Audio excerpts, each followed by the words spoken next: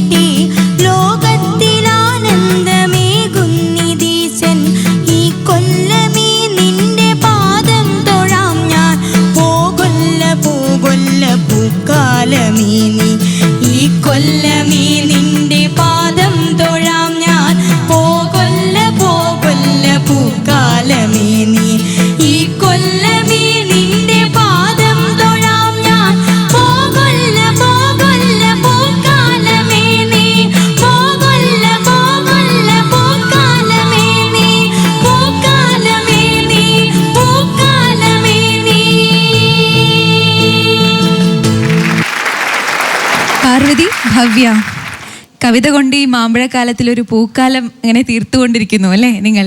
എന്തായാലും എങ്ങനെ ഉണ്ടായിരുന്നു ആശാന്റെ ഈ കവിത? നിങ്ങൾ എങ്ങനെ ചൊല്ലി എന്ന് നമുക്ക് വിധികർത്താക്കളോട് ചോദിക്കാം. ലീലാകൃഷ്ണൻ സർ. ഭവ്യ, പാർവതി, പൂക്കാലത്തിൽ രണ്ട് പൂച്ചെടികൾ ഒരുമിച്ച് പൂത്തു നിൽക്കുന്നത് പോലെ മനോഹരമായി ഒരുമയോടുകൂടി രണ്ടുപേരും കൂടി നന്നായിട്ട് ഈ കവിത ചൊല്ലി. ആശാൻ്റെ മനോഹരമായൊരു കവിതയാണിത്.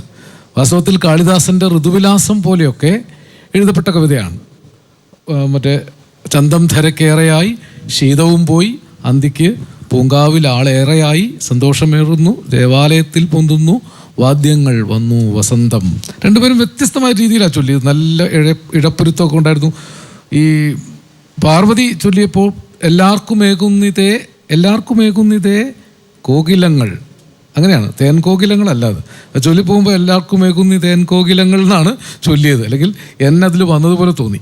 അങ്ങനെ ചില സ്ഥലത്തൊക്കെ വെളുക്കുന്നു ഉഷസ്സോ ഇതെല്ലാം വെളുക്കുന്നു, അത് ബുദ്ധിമുട്ടുണ്ട് ചൊല്ലാൻ.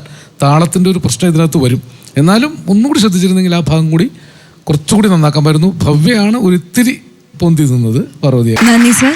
മുരുകൻ സർ. ഇപ്പോൾ പൂക്കളെ നോക്കൂ വെളുത്തിരിക്കുന്നു പിച്ചിയല്ല വിഷം തിന്ന തെച്ചി എന്നാണ്. പൂക്കളുടെ തന്നെ നിറം മാറുന്ന ഒരു കാലം. പണ്ട് വിഷുക്കാലത്ത് മാത്രം പൂത്തിരുന്ന കണിക്കൊന്ന ഇപ്പോൾ എല്ലാ കാലത്തും പൂക്കുന്ന കാലം. അതൊന്നും അത്ര ശുഭകരമായ കാര്യങ്ങൾ അല്ല. ആ കാലത്താണ് നിങ്ങൾ മനോഹരമായ വസന്തത്തെ ഓർമ്മപ്പെടുത്തിയ കുമാരനാശാൻ്റെ കവിത മനോഹരമായിട്ട് ആലപിച്ചത്.